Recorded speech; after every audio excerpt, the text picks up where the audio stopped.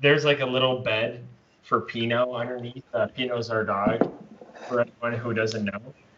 And she literally, so I stand when I do the podcast typically, and I like just standing when I do the podcast. For some reason, I've just been doing it ever since. We've been doing like remote, like recording. But she will literally like always put her face exactly where Pino is. And like literally, I almost picked her like 20 times during the podcast. Yeah, I love when dogs do that. Fido will do the same thing when I'm home. He'll just like lie. That's one of my brother's dogs. Uh-huh. He's about a 28-pound Labradoodle. He'll just lie down right behind me, so I'll forget because I'll be just working away for a couple hours, and I'll go to like use the restroom, grab a drink, grab a bite to eat, whatever, and I'll go to turn, and I step on him like most times, and he just like he's so old at this point, he just like looks up at me and he's like, dude, why'd you wake me up from my nap? Yeah, like Sorry, buddy. they're always like, why did you do that? But like, hey, come on. You also sleep like 14, 16 hours a day. I sleep like barely 8. Like, I give me a know. break. It's a tough life being a dog, man. Oh, speaking of speaking of today's topic, I guess we don't really have like a name topic. We're probably going to be going over a couple ideas, but episode 71. But speaking of which, I guess I could start up with like a little update. So I started, I think Roman, I told you, but I started drinking matcha. I bought some matcha tea. And so pretty much what Sam and I will do is like what we've been doing since we got it Sunday is one day we'll do coffee, next day we'll do matcha green tea, and just see how it is. Because I still love coffee. I never like want to give coffee a break because I just love coffee. I love the taste of it. We've talked about it, how much we both love it. Yeah, But it's interesting. It's interesting. yeah. If there's like any, so we've been doing it hot and iced. It's so weird, and I read up on it a little bit. I don't know if there's too much research on it, but I got USDA organic matcha tea. But it's weird. It was the first day I had it. It was hot too. Um, I just was like getting some stomach pains, and I read that like and coffee, coffee never did that to me, but like they say like empty stomachs, like you could you have that feeling of a stomach ache. I'm always been that kind of guy who just ate breakfast later and always had like a cup of tea or coffee first. I don't know if Yeah, you've ever experienced that with like green tea, Roman. yeah, yeah. It's just any tea in general for whatever reason. It usually makes my stomach kind of like I'd say unsettled. I wouldn't really say like Yeah. upset, but like it's not like a pleasant feeling. Almost like acid refluxy, maybe even is like a better way to put it. But yeah, I've experienced that with tea as well. Not with coffee, because like coffee, I literally suck down within like the first like 2 milliseconds of me being awake. It's very Yeah. fast. I like get up and like before I even like use the bathroom and like weigh myself, sometimes I'll pour my cup of coffee and I'll put it in the microwave to heat it up. Um, You should get I don't know. I'm always weird with my coffee and my tea and stuff because I also realized I probably should just drink like tea and coffee with like ice because see the thing is by the time I get done drinking my coffee, like 3/4 of the coffee is like cold. So Yeah, I like literally like I don't like the only time I drink like hot coffee like fast is like if I had to go do something or like leave the yeah, home, like yeah, even when I commuted downtown, like I'd bring a mug with me. And you remember you sat next to me. I wouldn't finish that mug until like 11 a.m. And sometimes yeah, getting there at like 6:54 or 6:45, 6:50 in the morning, yeah, it's just like I don't know. But then again, like I'd get the nitro coffee and then just chug it back, just crank it back. It's like crazy. I don't yeah, know. I've always been like that. Maybe I should just do that. Maybe I should just put it in a thermos at home, yeah. Why not? or get one of those rechargeable heating coffee mugs. They cost like $300. Like holy cow! Like can Just you get a just maybe get a freaking 150? thermos. Get a freaking thermos and it'll stay warm for even you put it in a Yeti. You've got a Yeti, right? Um, yes, You get something like probably. this. I'll hide the partner because they're actually in. some hot water right now. But one with that is like one of these kind of tops. I don't know if I have like a whiskey tumbler like that. I have a whiskey tumbler, not really like so much a thermos. Okay. Speaking of which, take a moment of your time to reach out to one of our sponsors, Frickin' Thermos. You can get them. They're available anywhere at any big box, small box store. Frickin' Thermos by Roman and Antoine. Frickin' Thermos, man. There's nothing better in the world that like keeps your coffee warm.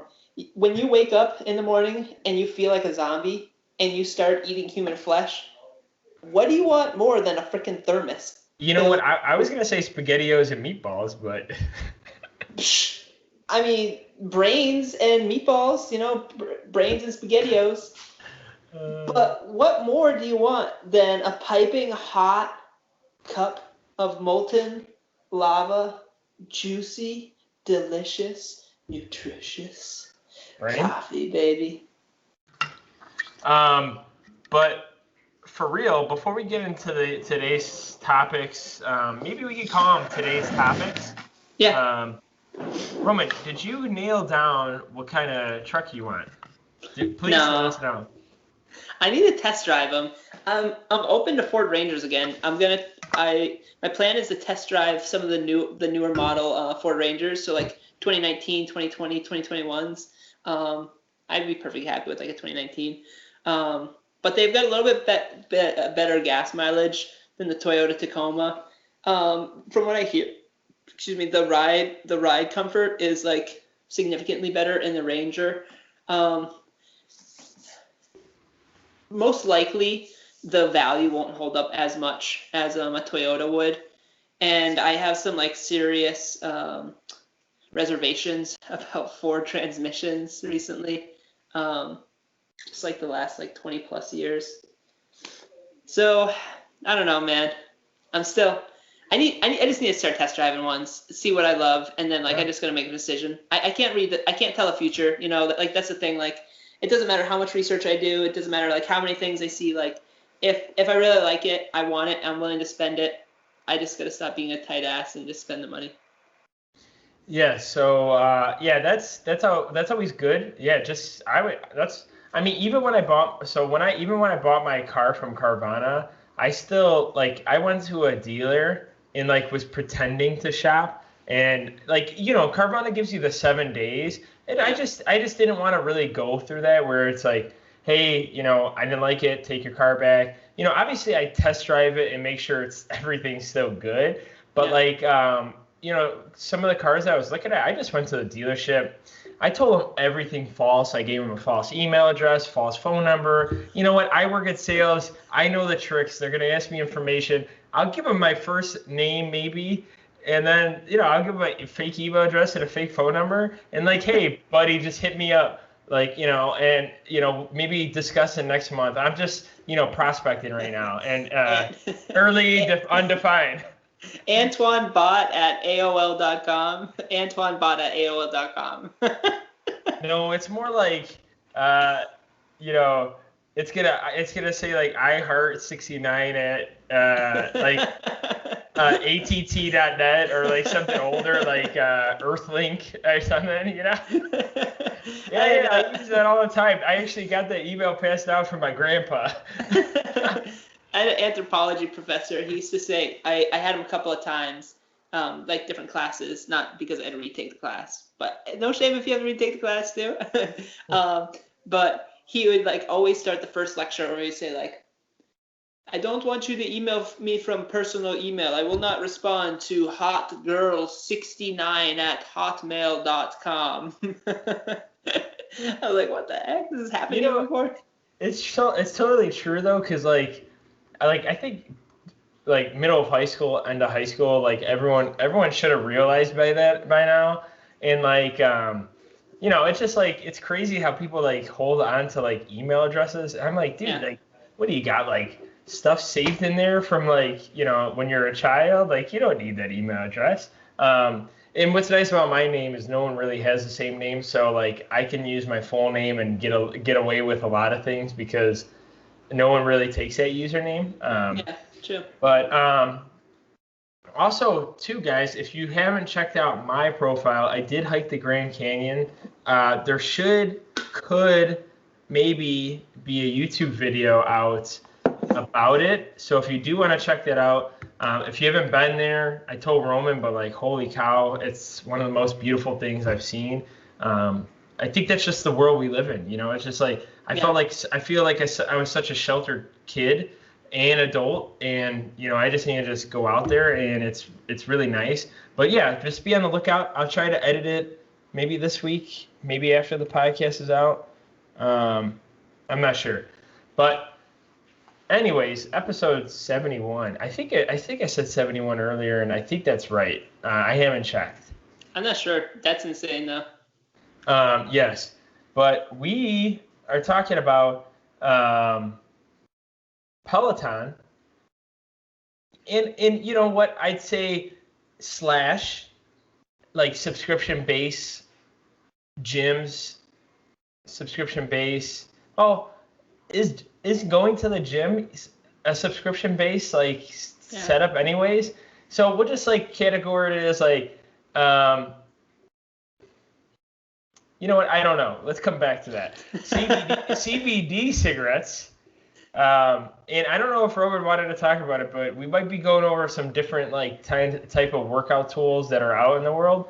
But first, let's talk about it. Because you know what, Roman, I don't know. I think the old way is to say is, you know what really grinds my gears? And I don't mean that as like a pun to Peloton either, okay? And no, we're not sponsored by Peloton. I wouldn't want to be sponsored by a company like that personally. I don't know about Roman. I can't speak on Roman's behalf. But, Roman, when you think of Peloton, and what do you think about marketing and all that other stuff? What do you think of stuff like that? They're really good at it. They're like really good at it. Like exceptionally good. It just amazes me like how like overpriced it is, to be honest with you. I think you know the monthly subscription price too, by the way, before we start? No, what is it? So not only you have to pay for a $3,000 stationary bike, you have to pay $50 a month. $600 a year. Wow. So from first thoughts, not owning it, not buying it, probably not knowing a lot of people that have it. What are your first thoughts? Come on, I know the marketing is really good, but I want to hear it. Oh my God! You know what kind of a bike you can buy for $3,000, man? You can buy a Lance Armstrong bike almost. You can almost buy Lance Armstrong's bike for $3,000.